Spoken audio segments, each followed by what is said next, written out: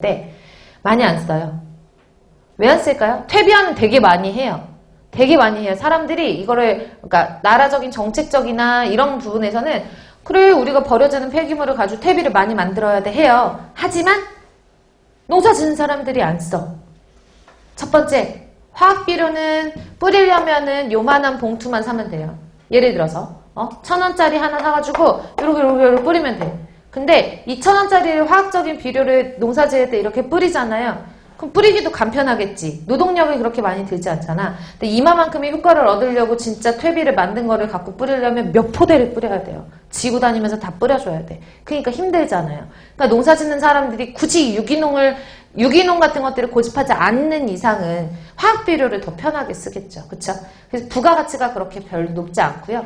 그리고 퇴비 같은 것들이 화학비료보다는 이게 과정 자체가 비싸야 돼요. 그래서 실질적으로 같은 효과를 내기 위해서 뿌려주려면 너무 비싸고 양이 많고, 그러니까 퇴비의 단점이 뭐냐면 이렇게 하는 과정에서 실질적으로 다른 폐기물을 자원화하는 공정에서는 장점 뭐냐면 부피가 감량이 되거든요.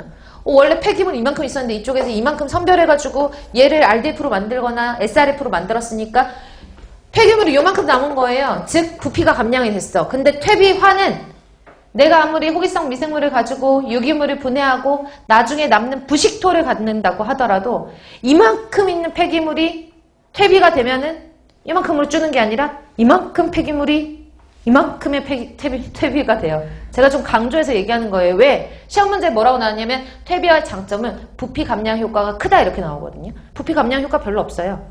그러니까 막 지고 다니면서 다 뿌려야지 힘든 거예요. 이해 가세요? 가장 좀 헷갈려 하시는 부분만 제가 설명드리는 거니까 그렇게 봐두시고, 그리고 마지막으로 이제 제가 뒤에서 설명을 다시 드릴 테지만 열분해라는 게 있어요.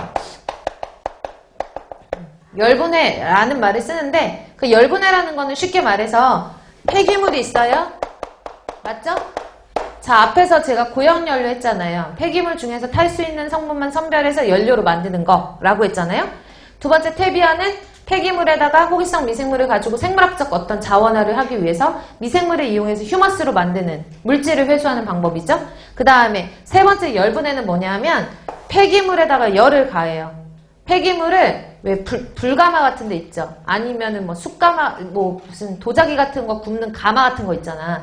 그런 것처럼 이렇게 폐기물을 가마 안에다 이렇게 넣고 가마 뚜껑을 탁 닫은 다음에 산소가 들어가지 못하게 한 다음에 밖에서 열을 가하는 거예요. 가마 아시죠? 가마에다가 도자기를 넣었어. 근데 도자기랑 같이 나무를 같이 태우진 않잖아요. 가마 바깥쪽에서 열을 가해가지고 여기에다 열을 가하잖아요. 이런 것처럼 외부에서 열을 계속 가해주는 거예요. 높은 온도로. 그러면 이 폐기물들이 분해가 돼서 열을 가했더니 분해가 됐네요. 이거에 대한 자세한 설명은 다음 시간에 다시 할 거예요. 사실 이거에 대한 디테일한 설명보다 먼지는 머릿속에 넣어놓고 있으면 다음 시간 쉬우니까 제가 미리 말씀드리는데, 열분해 폐기물을 만약 열분해를 했다라고 하면 이 열분해하는 온도에 따라서 되게 높은 온도에서 폐기물을 분해를 했어요. 분해를 하면은 기체 연료가 생겨요. 예를 들어서 뭐 일산화탄소라든지 수소라든지 이런 류의 연료 같은 것들이 폐기물을 분해시킴으로써 나오는 거예요. 왜 연료라고 하느냐? 수소랑 일산화탄소 쓸 수 있으니까. 연료로 쓸 수 있으니까. 그리고 열분해하는 온도에 따라서 어떤 경우에는 액체 연료. 그러니까 아주 좋은, 질이 좋은 뭐 원유라든지 이런 것들보다는 질이 좀 떨어질 수밖에 없겠지만 어쨌든 플라스틱 같은 거 있잖아요. 폐플라스틱.